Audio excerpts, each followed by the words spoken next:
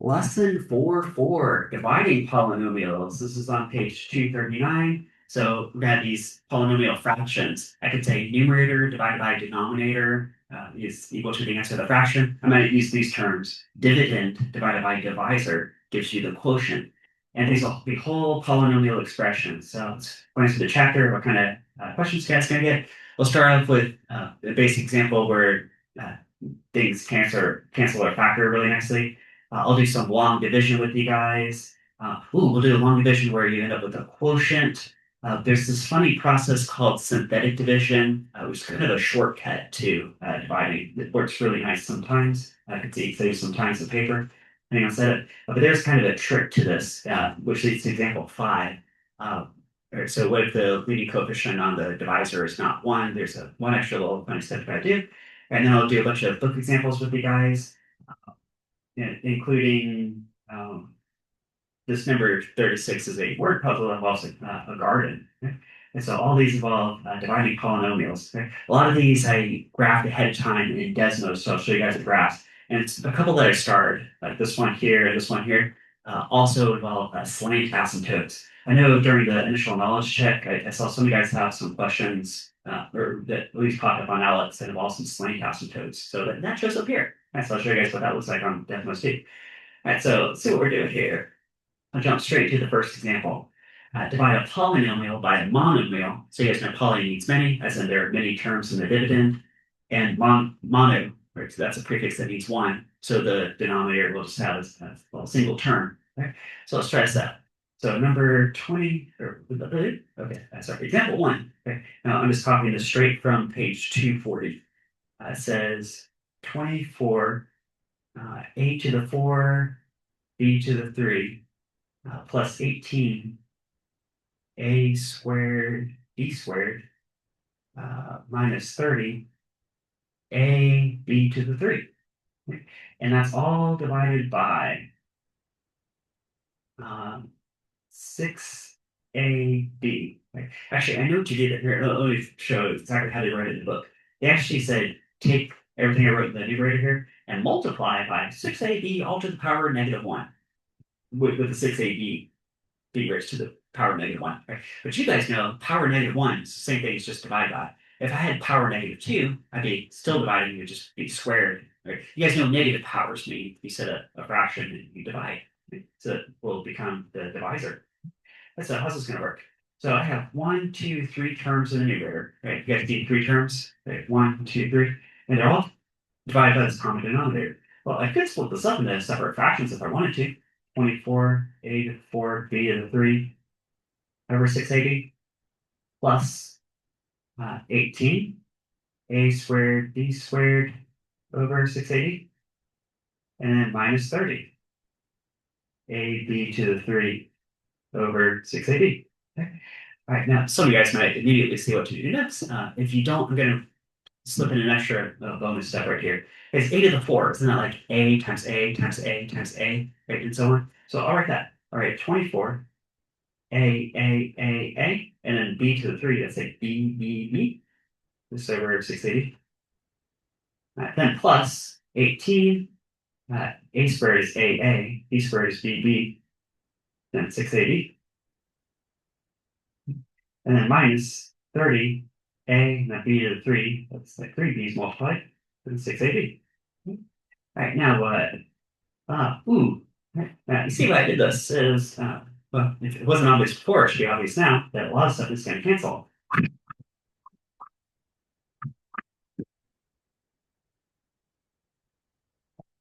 Also, these leading coefficients can divide as well. Right? So 24 divided by 6, that's like 4.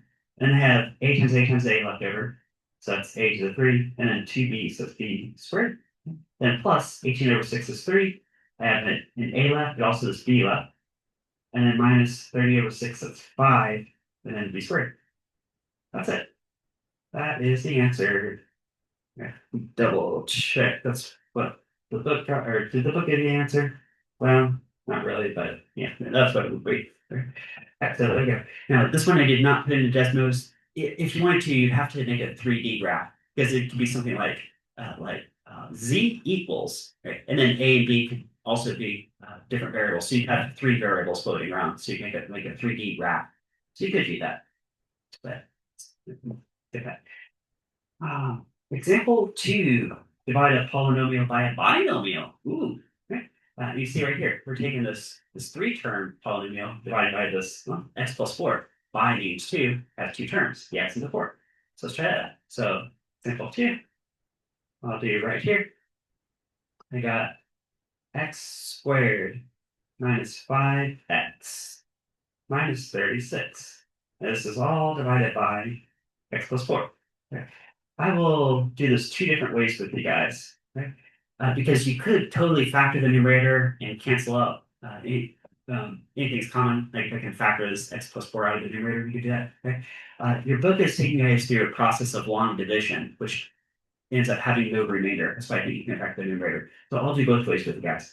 So I could take this numerator and I could factor it. Like what's two numbers that multiply to negative 36 and add to negative 5? I think that would be negative 9 and positive 4. Right? And then instead got the x plus 4 down here. Right? So like, if I was thinking backwards, I'd think FOIL, FOIL.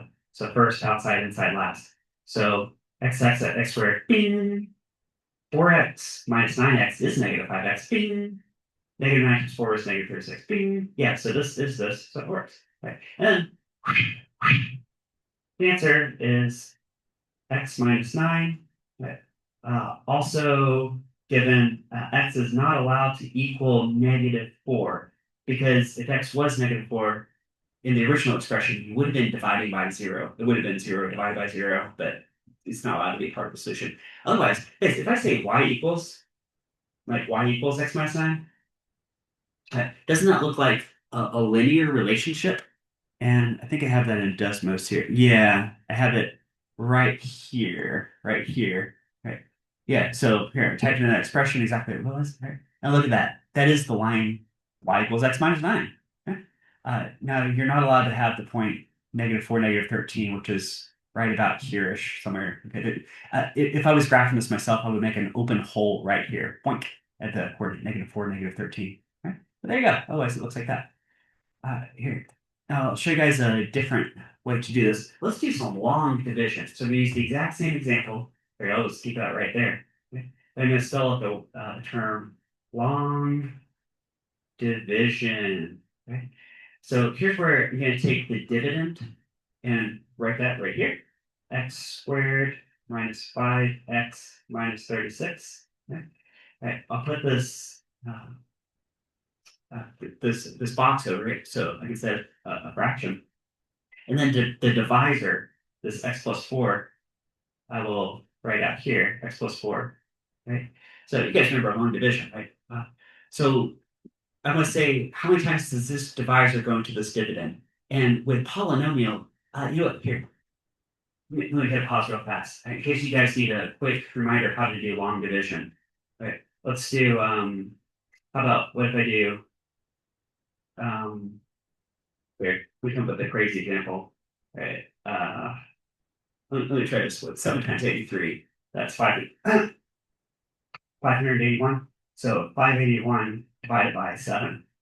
I know it's going to be 83. 581 over 7 is 83. Okay. But let me show you guys that with long division. Right? So what is this long division process? Okay. So if you need to repeat, I'm going to do 581 divided by 7. Okay. So how many times does 7 go into 5? Well, it doesn't. So I'll go over to the next digit. Let's see, 58. Well, let's see, 7 times 7 is 49. 7 times 8 is 56. 7 times 9 is 63. Ooh, that overshoots it. So I know it can go into these two digits 8 times. Then I multiply this times this. 8 times 7 is 56. Right? Subtract and just focus on these two digits. Subtract, I get 2. Right? Isn't 8 minus 6 equal to 2? Right? Then I can slide over to the next digit, drop that straight down. So drop it straight down here. 1. How many times does 7 go into 21? 3 times. 3 times 7 is 21. Subtract, you get 0. Once you get 0, it's the end of the process. And here's your answer, which was bing, exactly what it was going to be from the start. Okay? So that's an example of long division. Now, let's carry that over to polynomials. So what I can do is, actually, I can just focus on the first term of each of these, the dividend and divisor. How many times does x go into x squared? Well, x goes into x squared x times. So I write x. Okay? Then I'm going to take this x and multiply by this x, but also this 4, and bring all that down here. Okay? So x times x is x squared. X times 4 is 4x. And so look like this. Okay? Then what I do is I subtract this result from the original statement. I'm just going like one or two terms at a time. Okay? Now, what could be helpful to keep track of your negatives is I could distribute this negative. So you go plus, minus, minus, if that's helpful. Okay, do something like that. This goes forward. Yeah. Okay. All right, then that's going to give me x, oops, okay. X squared minus x squared is 0. Negative 5x minus 4x is negative 9x. Like that, right? All right, then drop down this negative 36, negative 36, right? So how many times does, here, if I just focus on that first term, does x go into negative 9x? Well, I think it goes into it negative 9 times. So it'd be like that, wouldn't it? Then take this negative 9 multiplied by both of these terms. So negative 9 times x is negative 9x. So this is set up to cancel out when I subtract it from itself. All right, of course, it's set up to do that. That's why I picked this in the first place. Negative 9 times 4 is negative 36. Okay? Right, so, hey, look, I'm subtracting this expression from itself. Or if you want to distribute this negative, you go plus, plus, plus. Okay? No matter how you think of it, it's going to zero out. Once this long division process ends in 0, well, the process ends. You can't really do anything else. But that's good, because that tells us that this right here is the answer. This is the quotient. And I think it's what we got before by factoring. Yeah. That's exactly what we got before by the factoring method. Look, it's the same thing. Same thing. So here's the factoring method, here's the long division method, and it gives the same answer. So X1 here. Example 3, find a quotient that has a remainder. So what if we went through that whole process, but it did not end in 0? So we're going to end up with a fraction left over. That's okay. We can do that. But I'm just going to copy this example straight out of the book and walk you guys through it. Of course, make sure what they get to. So we got example 3. We got 3z to the power 3 minus 14z squared minus 7z plus 3. Okay. There's the numerator or the dividend, if you like. And then the denominator or the divisor is z minus 5. Okay. Now, if you want to, could you figure out how to factor apart the numerator? Well, okay, this one's going to have a remainder, so it's probably best to just stick to long division anyway. All right, let's see what happens. Okay. So I'm going to write this dividend or this numerator right down here. So 3z to the power 3 minus 14z squared minus 7z plus 3. Okay. And then put this fraction box right here. Remember, it's not a square root, it's a fraction box. And out here, I'll write the denominator or the divisor as z minus 5. Okay. And so how many times does this go into, each of these terms just going start to finish? Now, again, I can really just focus on the first terms of each. So how many times does z go into z? 3z to the 3. Well, how's it going into 3z squared times? Okay, because watch this. If I take this times this, what's 3z squared times z? That is 3z3. Okay, because z squared times z is z to the 3. Okay. Now don't forget outside this minus 5. So 3z squared times negative 5. That's negative 15z squared, like that. Okay. And next thing I do is I'm going to subtract what I just wrote from the original statement from that dividend. Okay. Or I can distribute this negative first. That might be a helpful thing to do. Like boink, boink, boink. Okay, now what's this look like? So that goes away. So that's nice. Negative 14z squared plus 15z squared, that's just 1z squared. Okay? And then I take this negative 7z right here and I drop that straight down to negative 7z. And then just repeat this process. So how many times does z go into z squared? Well, z times. So I'll say up here plus z. So I'm getting my quotient. Z times z is z squared. This matches this. That's good. It was supposed to. Z times negative 5z is z times negative 5 is negative 5z. Okay. So I'm subtracting this. I'm going to distribute this negative just so I don't stumble over what's negative or whatnot. So plus minus plus. And now this goes away. Zip. That's good. And I end up with negative 2z. Because yeah, negative 7 of those plus 5 of those is from getting negative 2. Then take this 3 right here and drop that down. So plus 3. Okay. So how many times does z go into negative 2z? Well, I think negative 2 times. So negative 2 times z is negative 2z. That's good. Negative 2 times negative 5 is positive 10. So subtract, distributes negative, plus, plus, minus. So this goes away, and I end up with 3 minus 10. That's negative 7. Now, negative 7 is what they're going to call the remainder. Remainder. There you go, the remainder. Okay, okay, so what does that mean? Well, that means in the quotient up here, I have to add one more term. So I'm going to say plus. I'm going to set it a fraction. And in the new, or well, I guess I could have said minus because it's really negative 7. And then the denominator is the original denominator of z minus 5. So z minus 5, right? And this right here should be the answer. Here, I'll put it in a pink box.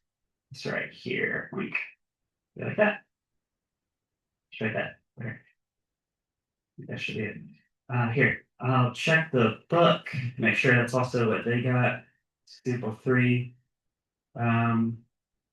Okay, oh, here's what they got. 3z squared plus z minus 2 minus, so whatever z minus 5. Yep, that's the same thing. Same thing. Okay.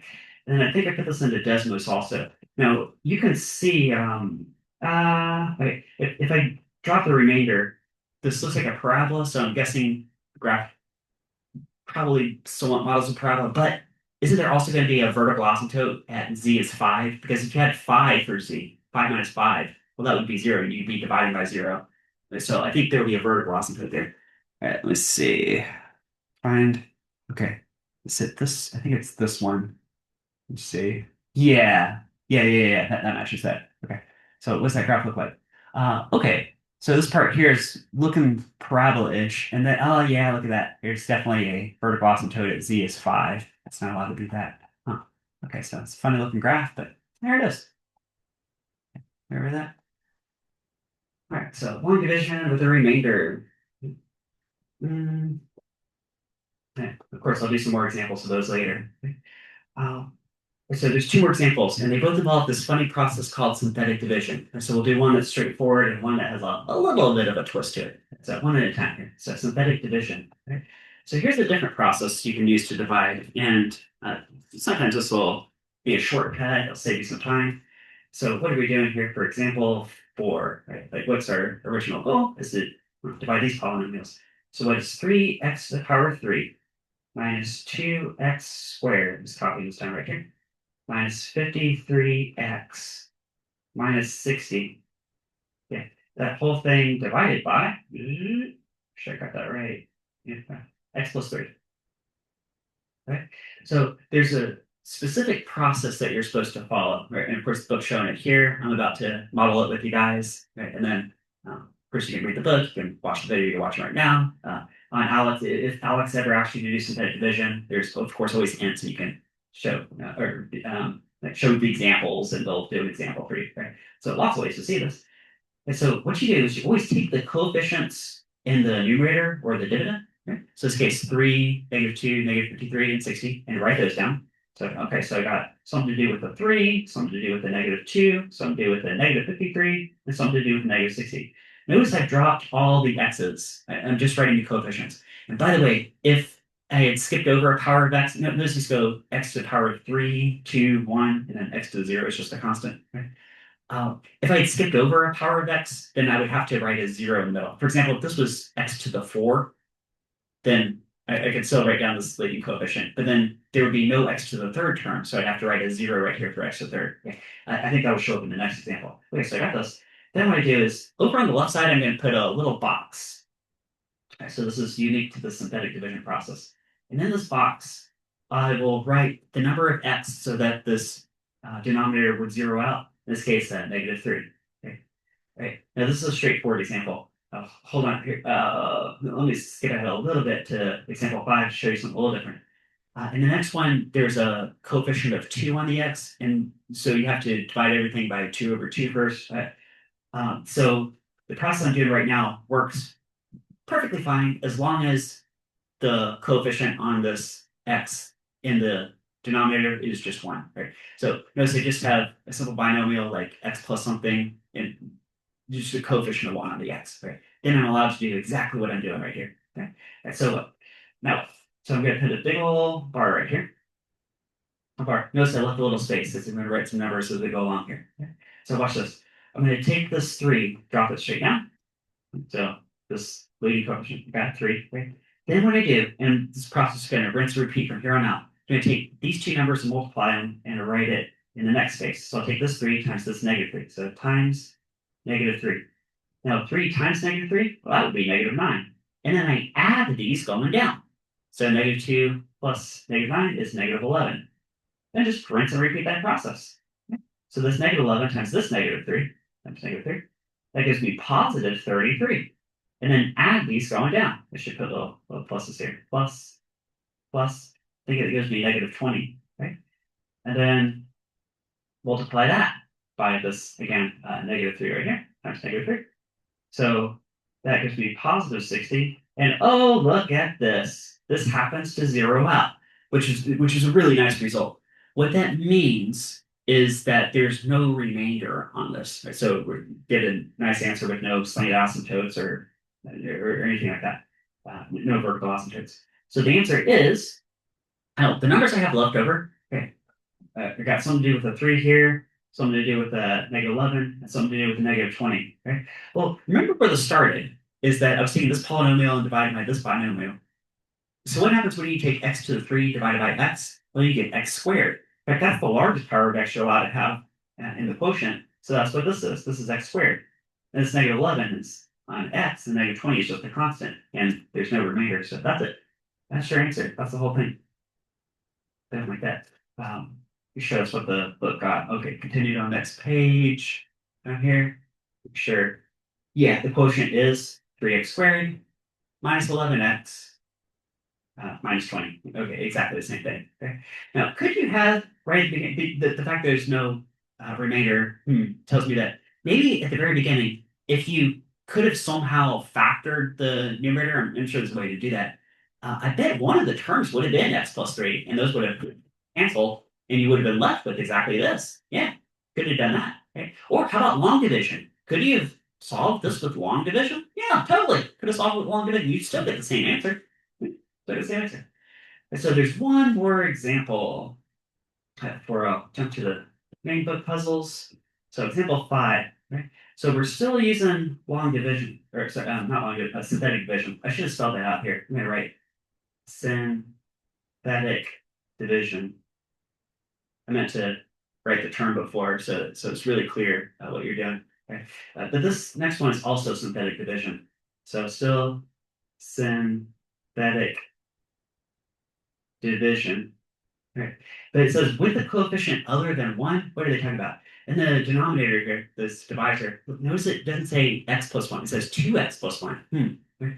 So if you try to do the same process exactly like I did with example 4, you actually get the wrong answer, or there's like some other process you get another step you have to write in. Right. So here, I'll show you guys exactly how the book says to solve this one. 4x to the 4 minus, here's the fun thing. Notice there's no x to the 3 term. It skips. I'll even write it that way. 0x to the 3. Now, they didn't type that, but they just went straight to -37x squared. You got 4x and then plus 9. Right? So there's the numerator, or the dividend, if you like. And we're dividing this all by 2x minus 1. So what to do with that? Okay. Now, if only I had a coefficient of 1 as x, then I could follow this process exactly. In fact, I can manipulate it to look like that. I'd have to multiply this denominator by 1/2. Now, if I do the same thing to the numerator times 1/2, look at that. Guess what's 1/2 divided by 1/2? Well, that's 1. So you aren't really changing the expression. You're just manipulating all the coefficients. Yeah.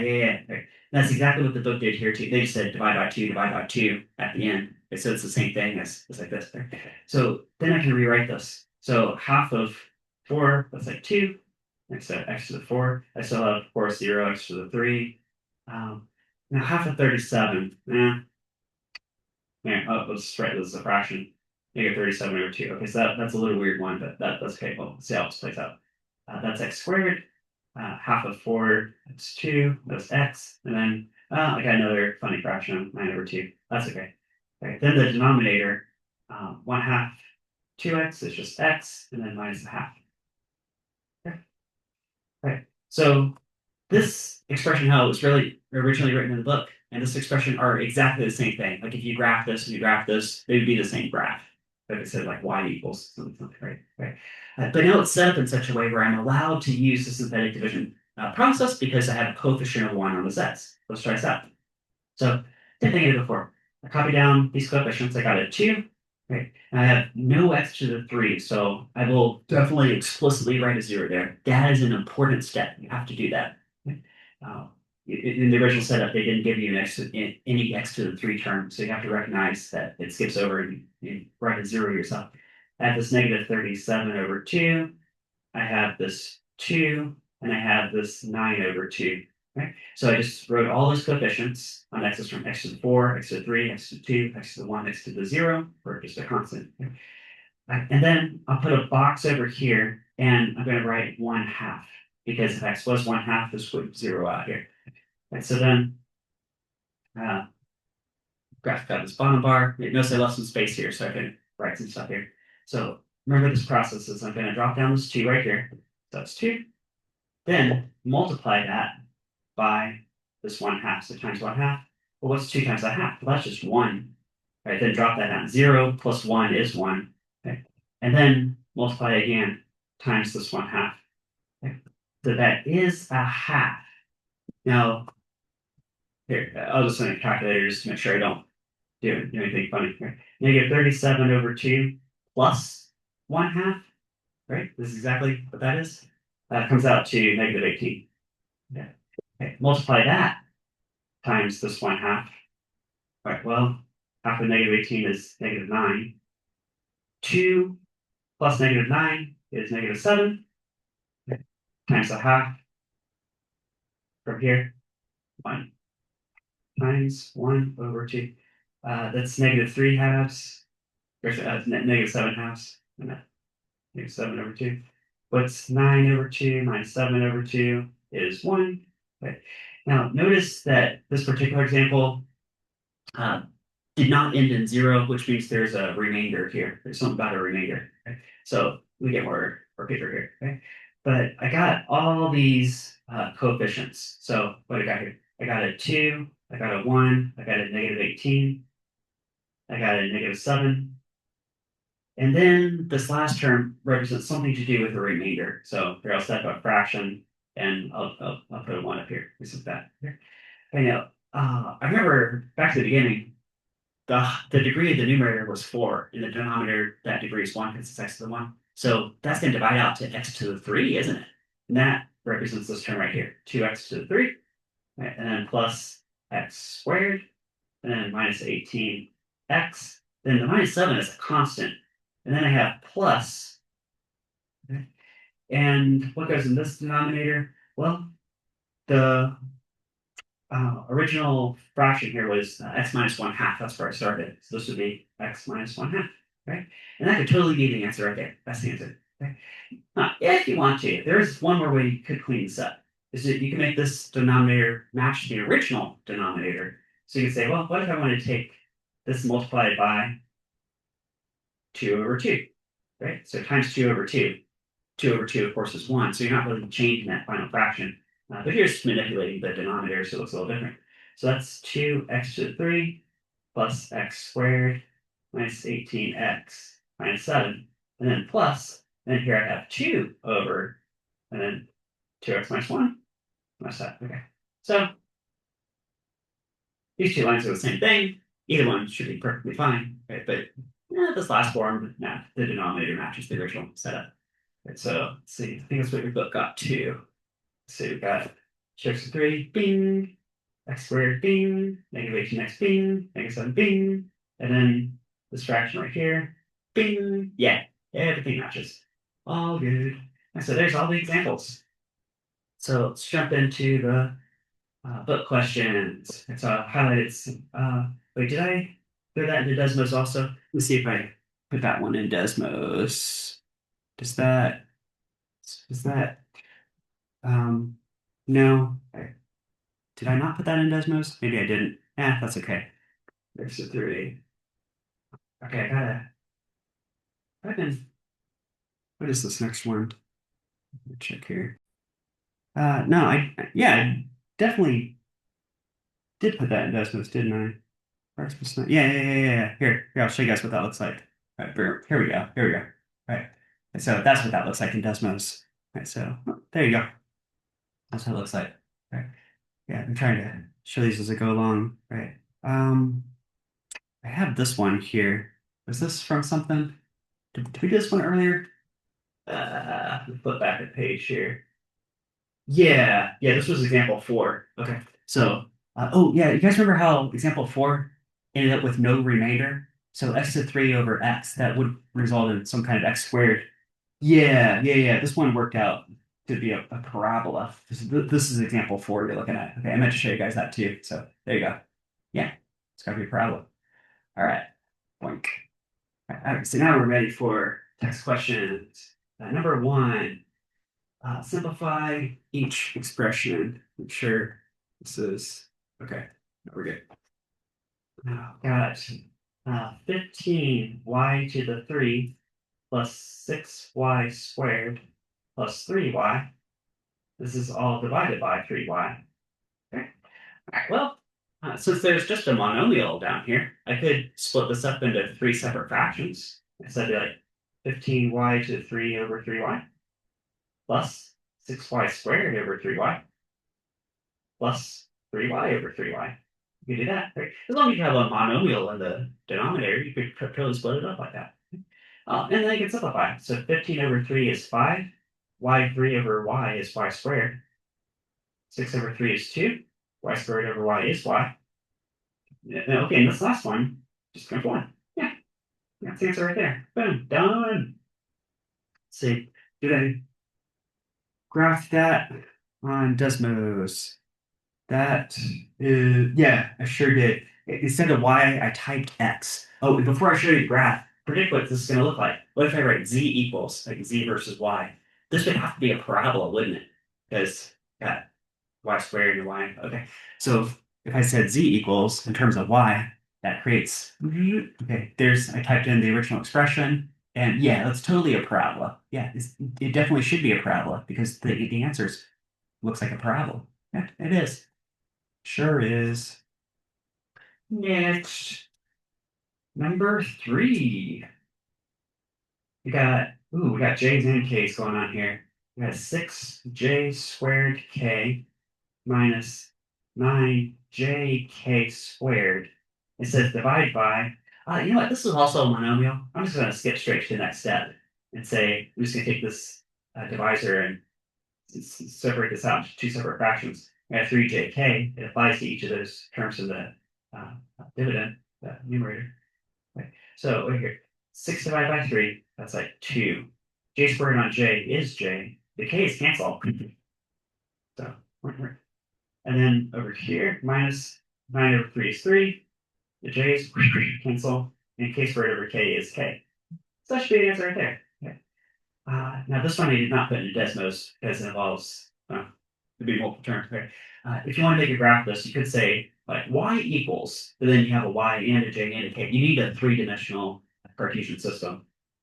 So in Desmos, I did that. Right, number 5, simplify using long division. Long division. So we got n squared plus 7n plus 10, all divided by n plus 5. You know what? I'm going to do this two different ways. Let me do this over here. Guys, could I say this is the same thing as n plus 2, n plus 5, all divided by n plus 5? I'm just thinking of it here. This is kind of like a little plot cloud right here. Little plot cloud. Okay? Especially, let me do FOIL. First, n squared, bing, outside, 5n, inside 2n, that makes 7n, bing. And then last, 2 times 5 is 10, bing. Yeah, this totally factors like this. Let's watch this. The answer is n plus 2, given that n is not allowed to equal -5, because then you would be divided by 0, but basically n plus 2. Okay. So I'm going to try that with long division. Let's do got an n squared plus 7n plus 10. And my division box, and then out here, I'll do n plus 5. That. Okay. And my answer will come out here. I'll box it ahead of time. My answer is going to be right here. Put a pink box. This is going to be the quotient, the answer. It's going to be right in that pink box. So let's go through step by step. And I know what it's going to be. It's going to be n plus 2. So how many times does n go into n squared? Well, it goes in n times. So I've got an n. N times n is n squared.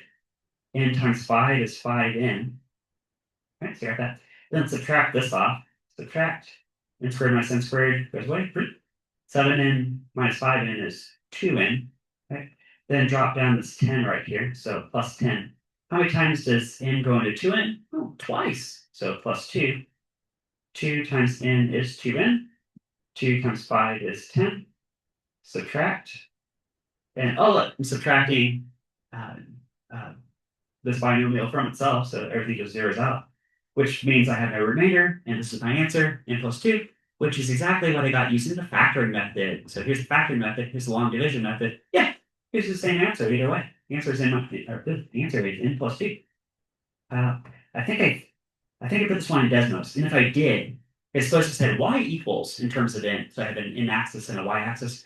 Shouldn't this just be a straight line, right? Right. That goes with through an intercept of 2. Let's see.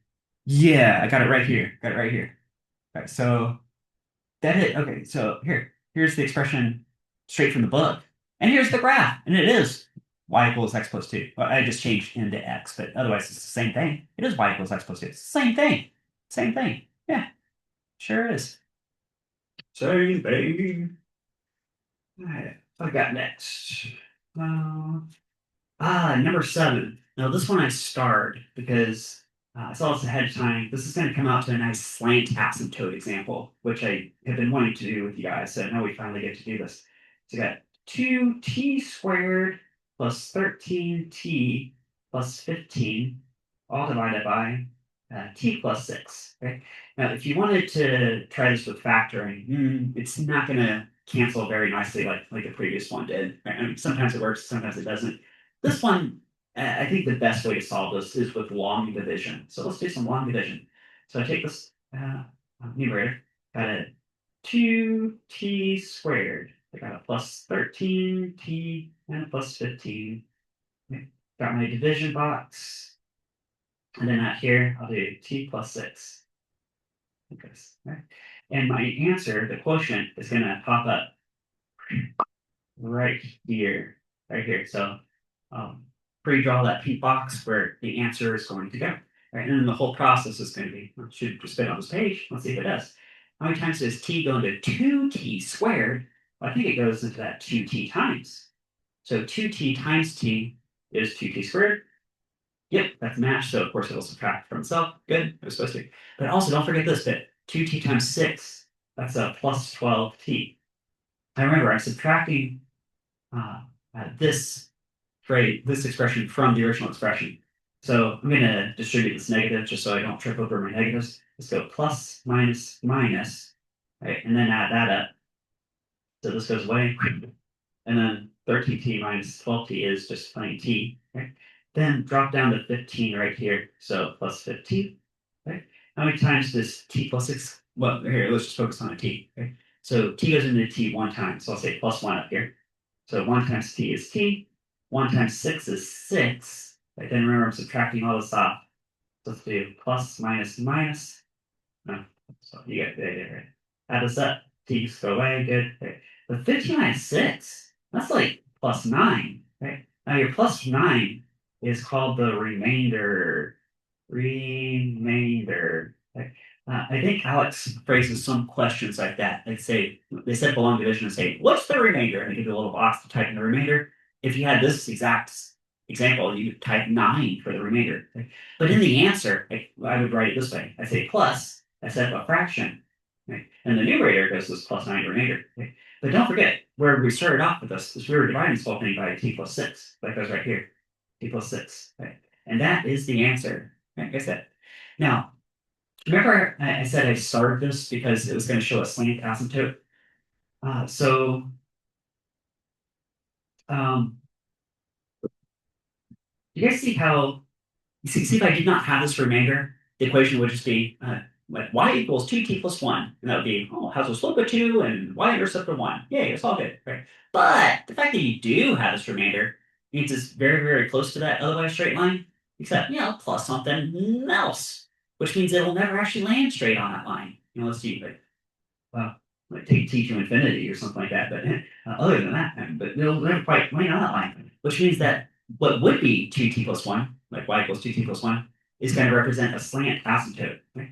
Also, I think we're going to get a vertical asymptote at t equals -6 because otherwise you'd be dividing by 0 there. I'm going to write both those terms out here. I'm making a prediction. And then I'll slide over Desmos' screen. Let's see. I think I'm going to end up with a vertical asymptote. It's like if I said y equals, so I'll say y equals up here, like I'm going to graph this. Okay. At, say, t equals -6, and a slant asymptote at, and again, it's what the graph would have been had it not been for this extra remainder that you're adding on. Otherwise, it approaches really close to that. So I'll say y equals 2t plus 1. Okay? Now in Desmos, I would have, instead of typing t's, I would have typed x. But otherwise, it should show that. Let me see. Okay, let me got a bunch of tabs here. I think let's see, is it that one? Does that equation match? 2x squared plus 13x plus 15 over 2. Yeah, okay, that's the equation. Right, now I was saying there should be a vertical asymptote and a slant asymptote. -6 and 2t plus 1. Let's see. Oh yeah, it sure is. It's exactly what I said it was going to be. Because look, here's your vertical asymptote at x equals -6, and t equals -6, x equals -6. I'm just using x for t. It's right here. And so I'm tracing out with my mouse cursor, right? And then what is like 2t plus 1 or 2x plus 1 if you like? What like? We'll have a intercept at 1 and a slope of 2, which is this line right here. And look at that. See if I zoom way out. You see you can fit like a straight line right here that asymptotically approaches. Right? Yeah, so you can make like an X out of those two asymptotes that I told you guys. And yeah, I think the red lines create, if I remember, I think that shape is called a hyperbola or something like that. All right, there you go. Boom. Just like that. Just like I told you guys it was going to be. All right. Next. Number 12. Ooh, simplify with synthetic division. Right, that's synthetic division. So 12. Here, I'm just gonna jump straight to the synthetic division setup. No, never mind. Here, I'll write it out first. We're doing 3t to the 4 plus 4t to the 3 minus 32t squared minus 5t minus 20. And that whole expression is being divided by t plus 4. Well, I know that's going to be the case because it says multiply by t plus 4 to the power of -1, where the -1 just applies to the t plus 4. So I know I'm dividing by t plus 4. Right, same thing, right? So this is really what you're doing. Now you could totally solve this with long division, like we just did, but it is prompting synthetic division. So well, let's do one of those. So we take each of these coefficients from t to the 4, 3, 2, 1, 0. Yeah, so I'm not missing any t powers, so I don't have to skip over any. I don't have to write any zeros here. Let's do a 3. Let's do a 4. Let's do a -32. Let's do a -5. Now let's do a -20. Okay? And then I'm going to make a synthetic division box out here. And what would t be here for this to zero out? Well, it would be -4. Also, keep in mind, I do have a coefficient of 1 on that t. See, if I didn't, I'd have to do that extra process, that extra step that we did before, where I have to divide top and bottom by that coefficient. But I don't have to do that here. So this is a real straightforward synthetic division example. So I get this far. Remember, leave some space right here so you can write some stuff here. Okay? First step is always drop down this first coefficient, this 3. Okay? Then multiply across by this -4 in this case. So 3 times -4, that's -12. Then add going down. 4 plus -12 is like -8. Multiply that by this -4. Now this negative times this negative gives you positive. Oh, this is interesting right here. this will zero out. Then multiply that by -4, but that doesn't matter because 0 times anything is 0 anyway. Add that, you get -5. And finally, multiply by -4. It gives you +20. Oh, hey, look at that. This actually does zero out right at the end, which means that there's no remainder. So this divides really nicely. So the answer is, okay, I got these coefficients. I got a 3. I got a -8. I got a 0. Holding that. Okay, I got a -5 at the end. Okay. So the fact that I start out with t to the 4 divided by t, that means I have t to the 3. Right, t to the 3 is my new highest power t. That's the new degree. Minus 8t squared. Okay. Then I have a plus 0t. Maybe I don't have to write that, but there is 0t. And then -5 is a constant. Okay, which means actually this would be the answer. That's the answer right there. Okay. Should be it. Okay, now I'm going to, off screen here, I do have the teacher's book. So I'm going to check that's the answer. Number 12. 3t to 3 minus 8t squared minus 5. Yeah, okay. So look at the teacher's manual over here. You got exactly the same thing. So that works. All right. All right, synthetic division. Here, I might at least do 3 of these because you guys, I'm going to guess have never seen this process before. So throwing in an extra example for you guys. Y to the 3.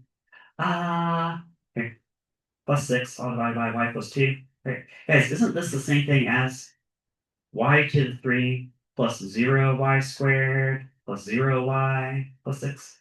This is all over y plus 2. Like that. Okay. Which is an important uh, idea to keep in mind when you're using the synthetic division process. Synthetic division. Right? So I have a coefficient of 1, which that's a 1 right there, on my y to the 3 term. So I got a y, 1. I got 0y squareds, 0 y's, and then a 6 is a constant. Okay. I'm dividing. Okay, I'm going to put -2 in this box. -2. Right, because -2 plus 2 is 0. This just had a coefficient of 1, so I can totally do this process.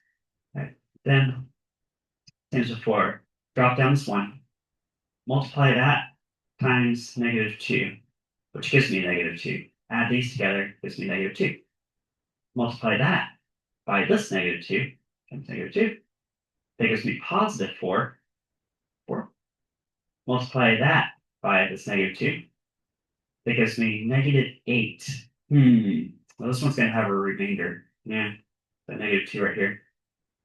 So number 13 here. Right, so what have I got then? Right, so I got 1 of what? So equals 1. Well, y to the third over y squared. Y to the third divided by y would give me y squared. So I have 1y squared. Okay. Minus 2 y. Okay. Then plus 4, which is just a constant. Right? But what's with this -2? Right? Well, that would represent something to do with the remainder. So I'm going to subtract 2 over, or I can say plus -2, if you like, divided by, if you like. And then the original divisor was y plus 2. Okay, so again, checking the teacher's guide right off screen, and that's exactly what they're showing the answer is. And so that's it. That's it right there. Boom. All right. Then I think I picked another synthetic division example. Yeah. You guys notice on this last synthetic division example, there is a coefficient of 2 on the x term in the divisor. So we're going to have to manipulate this a little bit before we go using synthetic division. So first I'll copy down exactly what they have. We got 2x to the 3 minus x squared minus 18x plus 32. Okay. Notice there's no x terms that are skipped over. The powers go 3, 2, 1, 0. Okay. And then we're dividing by 2x minus 6. Okay. So before you break out synthetic division, there, hold on. I gotta make this look like a 1 right here. How can I do that? Well, I could multiply the bottom by half, but I have to restore balance by also multiplying the top by half. Right? We did an example like this earlier. Right, and then I'll rewrite it like that. So remember, we're just going to distribute. Like this 1/2 applies to each of these terms. This 1/2 on the top applies to each of these 4 terms, and so on. So I'm going to rewrite this. So from the top, that'd be 2x to the 3 times 1/2 is just x to the 3. This x squared, well, got 1/2 x squared now. Half of negative 18 is negative 9, x, and half 32 is 16. This is all divided by, and I have just regular x minus 3. Okay, so keep in mind, this new fraction I just wrote and those old fractions straight from the book are exactly the same fraction. Like if I said y equals this and y equals this and graph them, the two graphs would overlay exactly on top of each other because they're identical. Okay? But this second expression is nicer because I'm allowed to use synthetic division because I have a coefficient of 1 on this x down here. So, write these terms, or these coefficients. I got a 1 right here. I got a negative a half. I got a negative 9, and I got a 16. Okay? And then in this box, synthetic division box, I'll put positive 3, so it matches, well, 3 minus 3 with 0. Okay? Put this bar right here, right? And then go through my synthetic division process. So drop down to 1, okay? Multiply that times this 3 right here. This 1 times this 3 is 3. Now, add these, negative a half plus 3, that's like 2.5 or 5 halves if you like, 5 halves. Okay? Now I'm going to multiply that times this 3. Make sure I'm on the right track here. Check my notes. Yeah, okay, yeah, I think this is working out okay. Well, that would be 15 over 2. 15 over 2. Now, negative 9, can I write that as negative 18 over 2? Negative 18 over 2 plus 15 over 2 is like negative 3 over 2. 3 over 2. Again, let me check my notes. Okay, yeah, we're good, we're good, we're good. Okay. Then multiply that times this 3. That gives me negative 9 over 2. Okay, this is kind of a nicky example with all these fractions, but that's okay. We can still do it, right? 16 is the same thing as 32 over 2. So 32 over 2 minus 9 over 2. What's that? 23 over 2? Yeah, 23 over 2. 23 over 2. Like that. Thanks, like that. Okay. So now I have these new coefficients on the quotient. Keep in mind this last one has something to do with a remainder. I said it. In my original setup, I had x to the 3 divided by x. So the highest power on x can be 2. So I'll have 1x squared going on right here. So if I'll carry on right down here. So it's 1x squared, or just x squared if you like, plus 5 halves x minus 3 halves x to the 0, or just negative 3 halves as a constant. Right, so got that. Okay. And then plus, and one more idea. I have this 23 over 2, so 23 over 2. And what I was dividing them here was x minus 3, so I'll put x minus 3 right here. Okay. Now, this right here is a perfectly fine answer. You could just box this in and move on. Okay. I'm looking at the answer key off screen, and they did actually do one more thing, is they went ahead and distributed this 2 back in here, which makes the denominator look like the original denominator straight from the book. Because if you distribute this 2, it does look like this, doesn't it? Right? So I'll also do that. This could also be equal to x squared plus 5 halves x minus 3 over 2. And then plus this funny looking remainder, 23 over now 2x minus 6. It's the same thing. Yeah, so that also is the answer. It's the same thing. Boom. One of those fun. Synthetic division. Oh yeah. That. All right. Oh, I'm gonna do 2 more examples with you guys. Or no, so 3 more. 3 more. 3 more examples. I got these 2 here, and I got this one here. Oh, I've been forgetting to show you guys Desmos. All right. Well, let me see how far I'm getting on Desmos here. Okay, I got one that looks like this. See, did we do that one already? You go back. 2 plus 4. Okay. Yeah, we did this one 2 examples ago. Or so I just did 3 synthetic division examples with the guys. Yeah, so this works out to be a cubic, doesn't it? Because x to the 4 divided by x. That's totally a cubic right there. So we got that one. Boom. All right. Then the one right before that, I got queued up. Yeah, remember this is the one where I remind you guys there's also a 0x squared and a 0x. You guys remember doing that? Ah, yeah, look here. You guys definitely see a vertical asymptote at x equals -2. See right here, where x is -2, it'd be a vertical asymptote, right? Now this one, I think it worked out with the remainder. Yeah. I'm looking back at my notes. This had a remainder, so the vertical asymptote was kept. Looks like that. So funny looking graph. And then the one we just did, the last one in your notes. think, yeah, it's this one right here. Oh, that's a funny looking one too. Would x equals 3 be a vertical asymptote? Because to put 3 there, it would be divided by 0. And that did show up with a remainder also. So yeah, x equals 3 is a vertical asymptote. Ooh, okay, so we got some funny looking graphs. But yeah, you want to see them, what they look like. All right. See, I have two more graphs queued up and two more examples here, and then I'm going to do this word example with you guys down here later. So number 17. I did star number 17 because I wanted to come up with some examples that have that slant asymptote. So this one will have a slant asymptote. And and we did at least one of those earlier today or in this recording. All right, so let's see here. We got m squared plus m minus 6. This is all divided by m plus 4. Right? Now, you can use any method you like on this. If you could somehow factor the numerator and you want to work it from there, you could. I don't think it's going to be super helpful in this one. You can use long division. You can use synthetic division. Of course, it'll give you all the same answer. I'll use long division on this. Let's do that. How about this? I'll use these last two. You could either use long division or synthetic division. So I'll do one of each. I think I should work out from here. Let's do long division. Long division. Let's see at least one more example of each of these. So I'll take my m squared plus m minus 6. There's my numerator or dividend, if you like. And then m plus 4, the denominator or the divisor. Right, so how many times is m going to m squared? Oh, m times. So then this m, see the next step is I'm going to multiply this here and here and bring that down. So m times n is m squared. Matches, good. And then m times 4 is plus 4n. Then subtract all this off.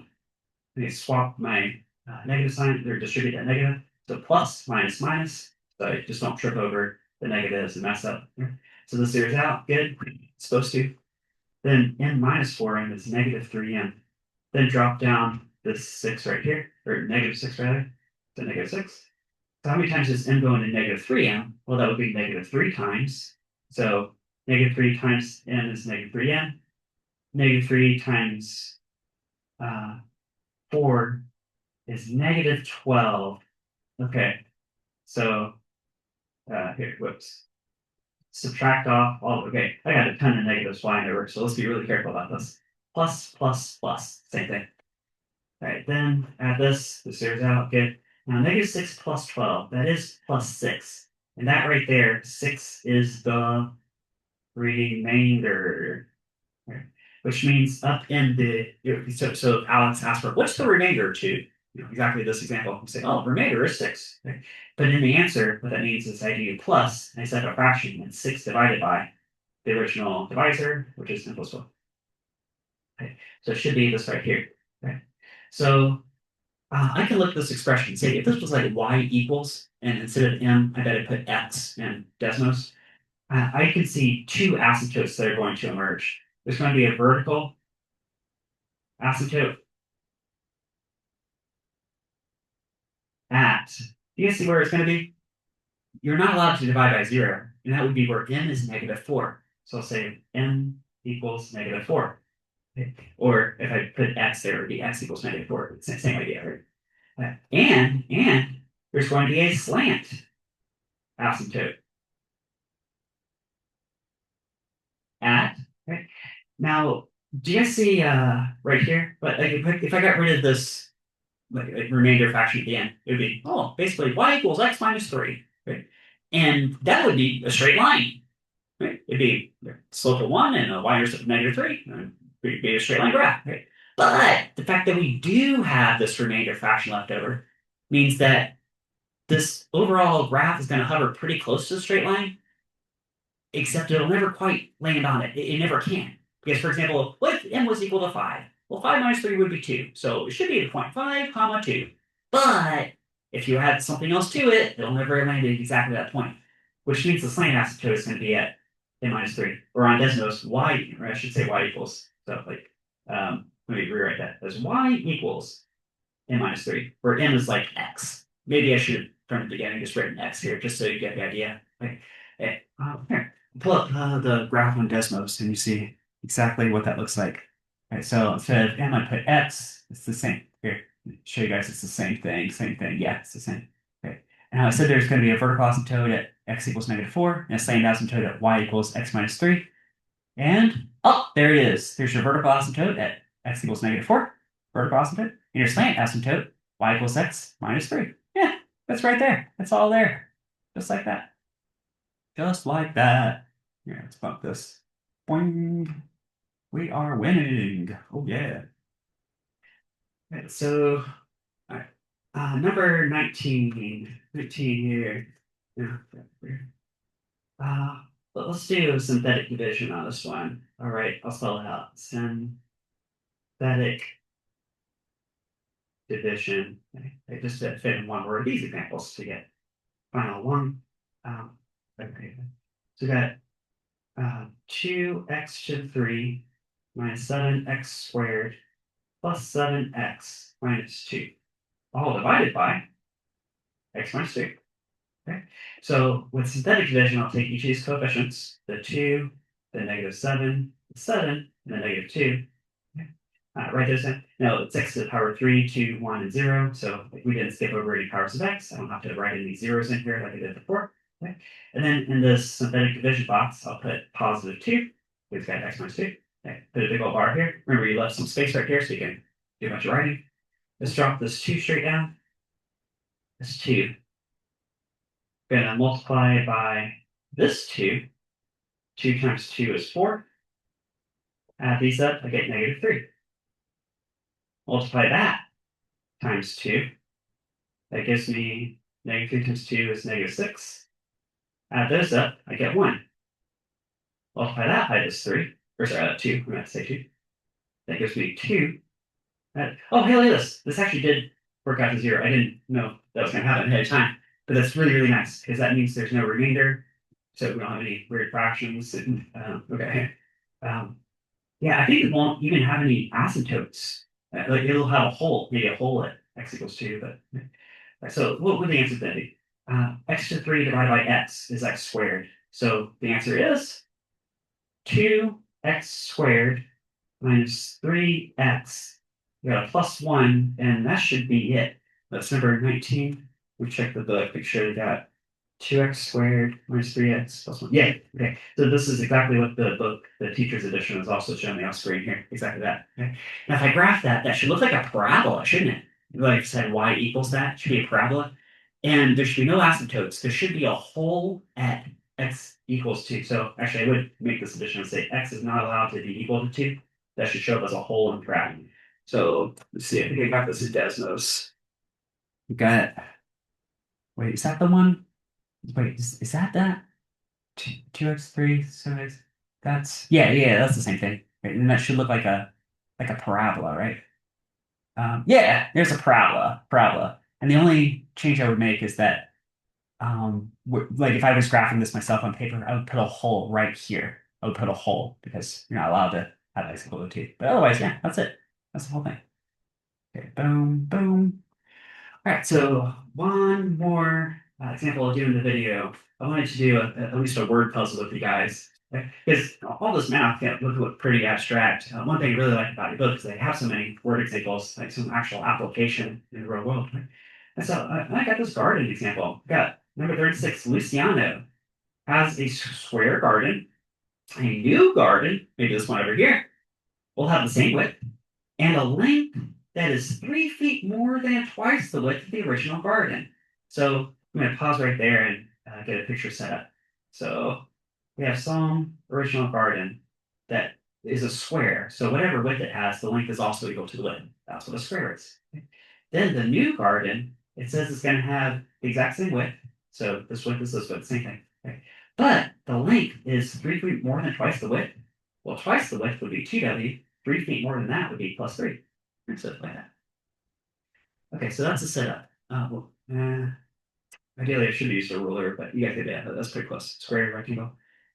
Define a variable and and label each side of the diagrams with an expression for its length. Oh, okay. That's what we just did. That is part A. All right, there we go. That's part A. We could say length equals if I wanted to, but okay, we did that. Part B, write a ratio to represent the percent increase in the area of the garden. Use polynomial division to simplify the expression. So I think basically what they're looking for is what is this area compared to this area? Like if I divide it out. Maybe I'll call this area 2, and I'll call this area 1. Now, the way they phrase this is they say, what's the percent increase? So if these were the same area, like if it was a square next to a square, identical, the way I would interpret that is, well, there would be no increase at all. So if you took the ratio, wouldn't you get 1? Like if 7 square feet divided by 7 square feet, 7 over 7, that would be equal to 1. And since that corresponds to no increase, I would subtract 1 at the end. So I think I'm going to interpret it this way. Percent increase equals A2 compared to A1. So you divide them, and then you have to subtract 1. Subtract 1. Or, guys, isn't this the same thing as this? Isn't 1 equal to A1 over A1? Like this? So I could do A2 minus A1, all divided by the original A1. Okay. So whether you do this version up here, you take the ratio and subtract 1, or you take the difference in the areas and divide by the original area. Either those are identical to each other. Right? Here, let me see what I just said a moment ago, right? In case you need to see this one more time. Right? I said if these areas were the same, suppose I have a square next to a square, and they were identical squares. So, right, let me tag a number to it. Let's say that's 7 square feet. If that's 7 square feet here, and this is 7 square feet over here, right? Then 7 over 7 would work out to 1. I also know that would represent no increase at all. So I take this 1 minus this 1 and say that's equal to 0, hence 0 increase. Okay, that's kind of where I'm getting these ideas from. Okay, so got that. Right. Okay, so we just have to set up this equation and solve this out. Let me read part C real fast. It says use your expression from part B to check the percent increase for a 12-foot square, like 12 feet by 12 feet. Right? So they'll give us some numbers. Okay. If you solve this in terms of like W, in terms of variables, and then you go back and solve it from scratch with numbers, does it make sense? Does it agree? Okay, so let's try that. I guess I could try either one of these, right? Let's do let's see. Do I want to do this one or do I want to do this one? It doesn't really matter. Right? I guess I may as well just jump to this rewritten version, right? Because I want to combine everything in one fraction anyway. Right, so percent increase equals, okay. So A2, well, what is A2? Well, area is length times width, so that's 2W plus 3 times this W. There's my A2. Now subtract off A1, which is W times W, or W squared, and divide this whole thing by the original area, which is also W squared, right? With that, I think I can rewrite this a little bit because I can distribute this W. So that's the same thing as 2W squared plus 3W minus W squared. This is all divided by W squared. Like that. Yeah. Okay. Now, one of these W squared subtracts. So that's the same thing as 2W squared minus W squared is W squared. I still have a plus 3W. It's all divided by W squared. Okay. I think that should be the answer. What's this? 36. Check over here. Well, okay. Here, I think that should represent the percent increase, right? Maybe something like that. Right? Now they said, what if okay, that was part B. Right? Part C is what if W equals 12, like as in 12 feet. So the original garden was 12 feet by 12 feet. Okay, how does this work? Let me try my expression first, and then I'll try it like sensibly, like plugging in numbers and see what the actual areas are and what percent increase would be. And we'll see if it's going to match. So according to this expression, like plugging in this 12 to this WWW, something like that. Okay. Then percent increase, according to my expression, would be 12 squared plus 3 times 12 all divided by 12 squared, which is like 144 plus 36 all divided by 144 percent increase. So it's 144 plus 36 with some parentheses in the calculator, of course, divided by 144. All right, so it gives me, all right.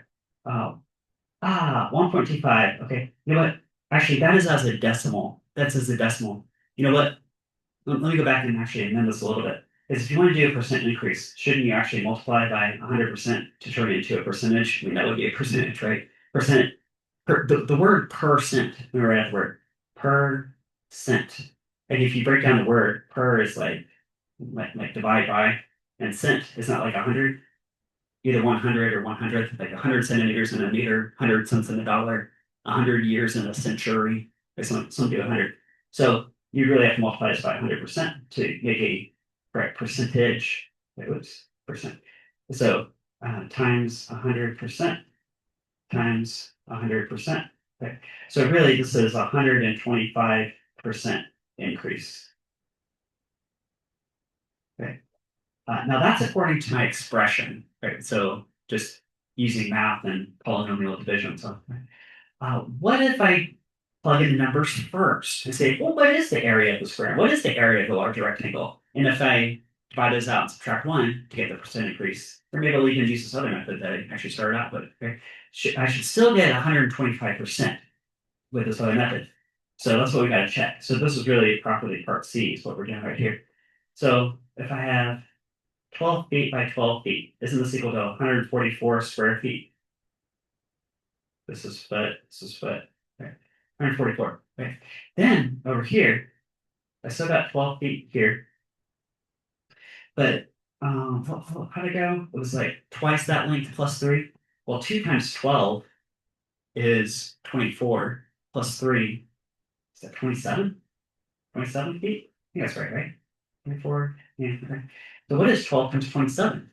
So this area here equals 12 times 27 is 324 square feet. Like that. Okay. Now, if I take the ratio of those areas and subtract one, that'll tell me what the percent increase is. So percent increase equals, should be 324 compared to 144 minus 1. Right? Now, again, to make it a proper percentage, I will multiply by 100%. Okay. So let's see what does that work out to. What's 324 over 144? I'll subtract 1 and multiply that by 100%. Okay. Now, if this works out correctly, I should get the same thing I got with my polynomial division. With the polynomial, where did I get that? Oh, I said it should be a 125% increase, right? Let's see if that's true. Oh yeah. Oh yeah. It's the same thing. 125% increase. Same thing. Same thing. Math wins again. Oh yeah. Oh yeah. And that is a wrap on lesson 4 for dividing polynomials.